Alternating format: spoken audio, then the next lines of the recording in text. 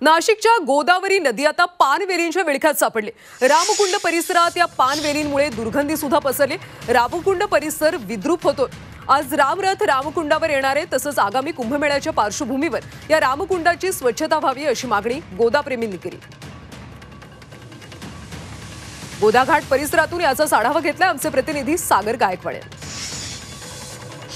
गेल्या अनेक दिवसांपासून गोदावरी नदीच्या प्रदूषणाचा प्रश्न ऐरणीवर आला आहे। मी आता गोदावरी नदी पात्राच्या परिसरात आहे, गोदाघाटा परिसरामध्ये आहे। ते जर बघितलं तर या सगळ्या पानवेली ज्या आहेत त्या वाहून या गोदाघाटात आलेल्या आहेत। संपूर्ण पंचवटी परिसर फिरून आल्यानंतर रामाची या ठिकाणी स्नान केलं जातं। मात्र या पाण्याची जर परिस्थिती बघितली तर या सगळ्यांमध्ये या पानवेलीमुळे या दुर्गंधी पसरलेली आहे आणि हा संपूर्ण जो परिसर आहे हा पानवेलीने सगळा व्यापून गेल्याचा पाहायला मिळते। आपल्या बरोबर या सगळ्यांवर बाबतीत बोलण्यासाठी गोदाप्रेमी देवांग जाने आहेत, आपण त्यांच्याशी बोलूयात। श्रीरामाला याच रामकुंडामध्ये स्नान घातलं जाणार।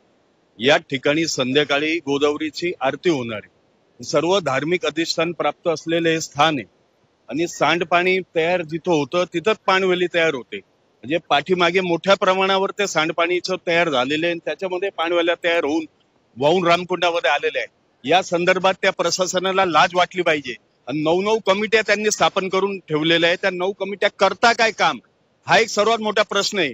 आगामी काळामध्ये 1.5-2 वर्षामध्ये नाशिकमध्ये सिंहस्थ कुंभमेळा येऊन ठेपलेला आहे आणि आगामी सिंहस्थ कुंभमेळ्याच्या आधी एवढं दुर्गंधीयुक्त आणि सांडपाणीयुक्त जर पाणी येऊन मिसळत असेल आणि पानवेळा मिसळत असतील तर सिंहस्थ कुंभमेळा भरवायचा आपल्याला नैतिक अधिकार प्राप्त होतो का? आपल्याला पाहायला मिळतं या गोदाप्रेमींनी या सगळ्या पानवेली काढावे आणि गोदा जी प्रेमींनी या नदींना स्वच्छ करावी अशी मागणी केली आहे।